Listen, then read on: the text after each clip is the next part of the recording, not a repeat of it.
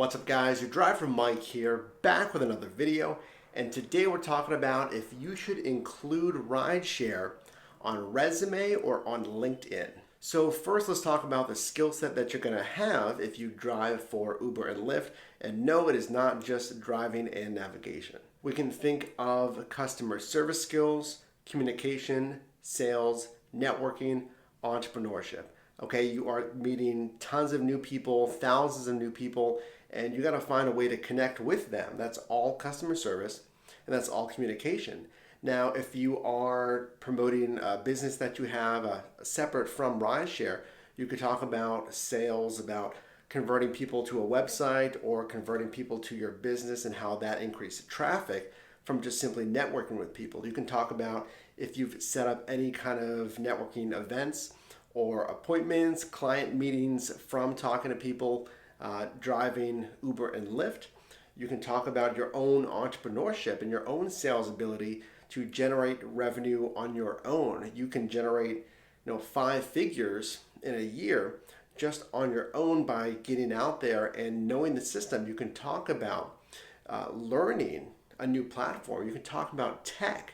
Say, well, I entered a new system that I had no idea how to use, and I became a master, and I increased my dollars per hour from X into Y. You can show those numbers and show how you're a quick learner. So should you put rideshare, driving for Uber or Lyft, on a resume? Now, I'll say that's most likely contingent upon where you're at in your career or what kind of job you're applying for. Again, if you're applying for any kind of customer service, anything that involves outbound sales, let's say networking, prospecting for clients, if it is an entrepreneurial venture, if you're joining a startup, anything like that, or anything where you have to show sales or revenue generation, I say include it. And again, have those numbers and say, this is how fast it took me to grow from X dollars per hour to Y dollars per hour, and show that increase because you learned, you did research that's going to make you stand out from other drivers. So you'll see here, this is an excerpt from my resume for both Uber and Lyft.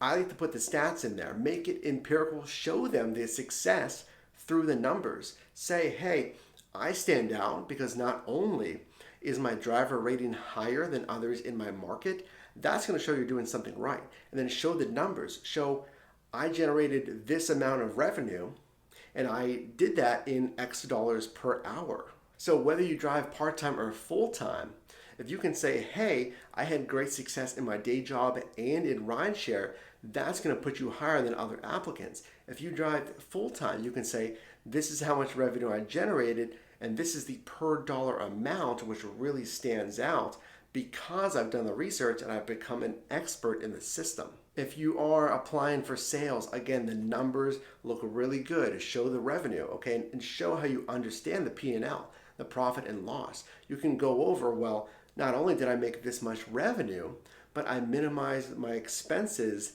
this way. So you can show that you ran a smart business by keeping expenses low and trying to maximize your profit. If you're applying for customer service, focus on that aspect. Maybe tell a story. You always want to sell with a story. And tell a story about how you solved someone's problem or how you made just someone feel better through good customer service. If you're applying for a management position, talk about how you took the lead and controlled your space in your vehicle. Again, tell a story. Tell a story about a situation that escalated and how you took charge and you were a leader in that moment to bring everyone back down.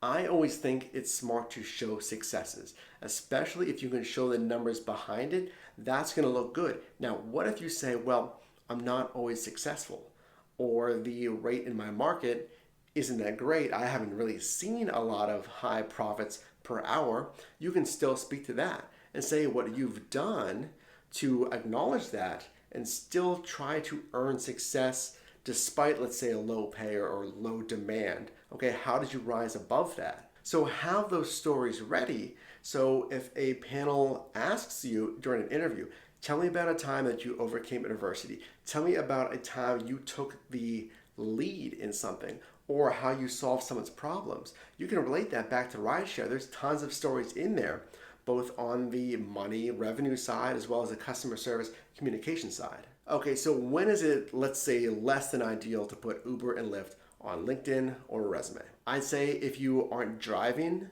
for a good amount of time, if you are between jobs, let's say, and you're driving for 1 to 3 months, that I feel would be a pretty gray area if you want to include that or not. So if you don't include it, I would still speak to it during an interview. Now, as far as LinkedIn, same kind of thing there. LinkedIn is really, you want to consider it as your online resume, and I put it there as well. Same kind of thing.